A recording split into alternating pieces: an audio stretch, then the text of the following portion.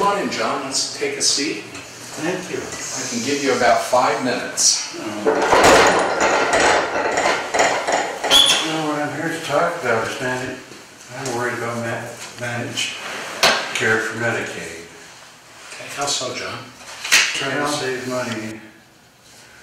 However, with my experience with AMR, the managed care transportation system has been very poor because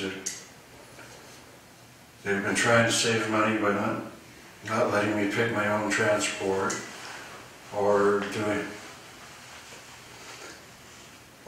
to make me take the bus, which does not get to the places I need to get to. And so I'm worried about that. I'm especially worried about what it means for people with mental health issues like I have. I suffer from major depression, and well, I know that managed care has pluses and minuses. There's a cost savings, but the range of choices that you have in a managed care system are, much more limited. And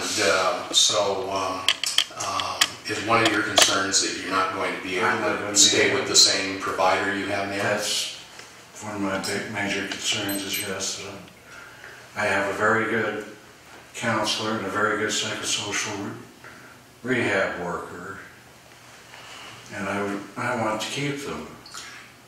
Any other concerns that you have?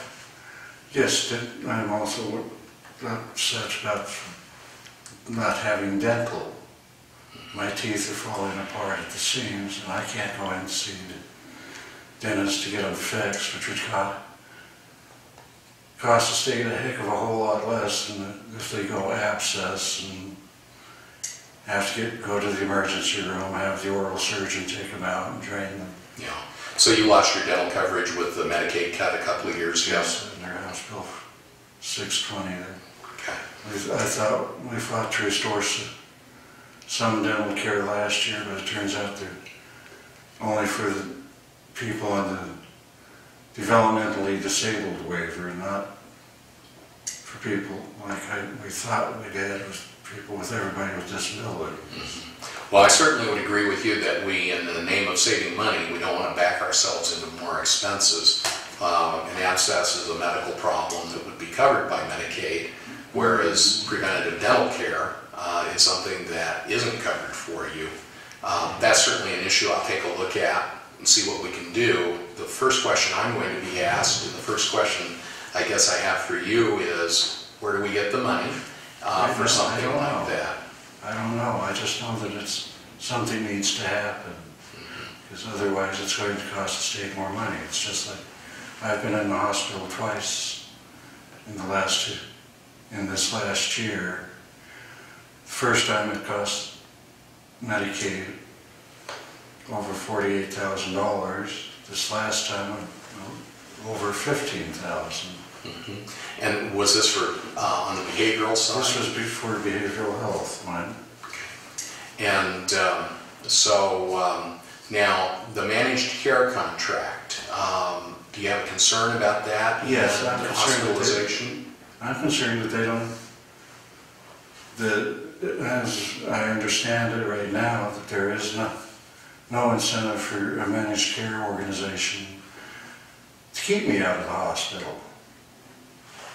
It would be cheaper for them, for me to end up in the hospital, because that money comes out of a different pot than theirs does. Well, in talking to you and hearing about these concerns, John, it occurs to me that it might make more sense, rather than having a managed care contract for behavioral and having something different for medical and nothing at all for dental, it might make more sense to have a managed care contract for all of those things. Yes, it would. And that way, people in the managed care organization would have an incentive to, there would be incentives, hopefully, for preventative care that would save money in the long run.